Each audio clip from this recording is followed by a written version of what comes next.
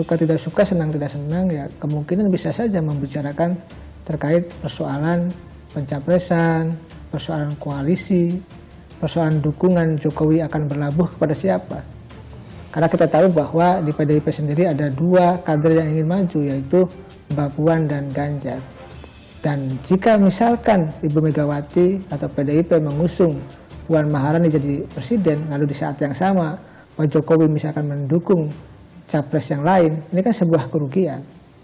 Oleh karena itu ya harus dikomunikasikan antara Pak Jokowi dengan Bu Megawati terkait persoalan ya politik ke depan. Di dalam pertemuan itu tentu saja juga dibahas tentang pemilu legislatif dan pemilu presiden 2024. Namun bagi PD Perjuangan agar melalui pemilu tersebut justru menjadi momentum bagi kemajuan Indonesia Raya kita. Jangan pemilu menjadi benih-benih yang memecah belah persatuan bangsa.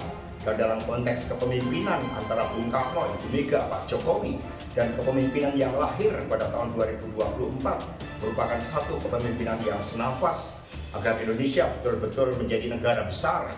Kalau dua nama itu, saya kira hanya Ibu Mega, Pak Jokowi, dan Tuhan yang tahu. Dan menurut saya sampai sekarang belum diputuskan.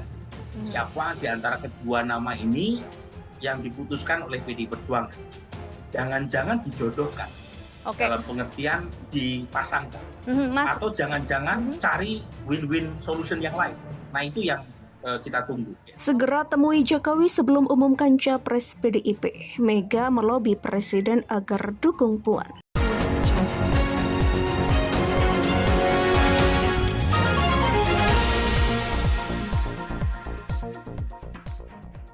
Ketua Umum DPP PDIP Megawati Soekarnoputri akan bertemu secara khusus dengan Presiden Jokowi. Pertemuan itu untuk mengawali momentum bagi PDIP untuk mengumumkan siapa calon presiden yang mereka usung. Pengamat politik Ujang Komarudin menilai pertemuan itu tidak jauh untuk tujuan melobi Jokowi agar mau mendukung Puan Maharani sebagai capres dari PDIP. Ujang melihat ada indikasi tersebut lantaran saat ini, kata dia, PDIP masih mencoba menjalankan skenario mencapreskan Puan. Kendati ada nama kader lainnya di internal yang lebih mentereng yakni Ganjar Pranowo, namun hal tersebut sejauh ini belum bisa memalingkan wajah PDIP dari Puan. PDIP masih mendukung Puan, bukan Ganjar. Ganjar ini kan figur yang didorong Jokowi. Apa-apanya tergantung Jokowi. Ya kalau melihat apakah Mega mendukung Ganjar, saya tidak tahu, belum tahu karena selama ini Mega masih kukuh ingin ke Puan Maharani, kata Ujang dihubungi pada Senin 31 Oktober. Sementara itu terkait rencana Megawati untuk mengawali momentum pengumuman capres dengan bertemu Jokowi, Ujang memandang itu hal wajar mengingat posisi Jokowi yang merupakan orang nomor satu di negeri ini. Posisi Jokowi itu tentu sedikit banyak dapat mempengaruhi pencapresan. Hal yang wajar saja kalau Megawati intens ketemu Jokowi karena Jokowi presiden masih punya kekuasaan, kata Ujang. Karena itu Ujang memperkirakan bahwa pertemuan Megawati dengan Jokowi itu tidak akan jauh atau justru sudah pasti terkait dengan pencapresan Puan Maharani.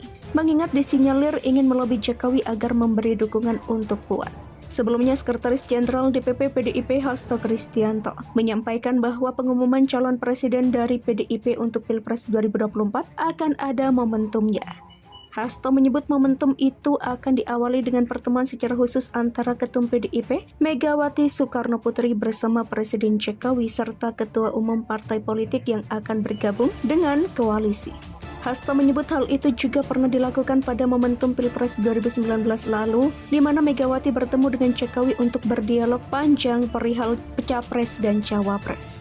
Nanti juga sama akan ada pertemuan-pertemuan yang intens antara Ibu Mega, Pak Jokowi, kemudian pertemuan dengan para ketua umum yang akan bersama-sama membangun kerjasama, kata Hasto. Kendati begitu, Hasto menegaskan bahwa momentum pertemuan tersebut akan dilakukan setelah berbagai persoalan ekonomi bangsa dapat diatasi. Pasalnya, kata dia, dalam beberapa kali sambutan Presiden Jokowi dan Megawati, disampaikan bahwa tahun 2023 bangsa Indonesia akan menghadapi tantangan ekonomi yang besar. Hal itu berkaitan dengan perang besar antara Rusia dan Ukraina dan terjadinya krisis pupuk, pangan, dan energi di sejumlah negara di dunia.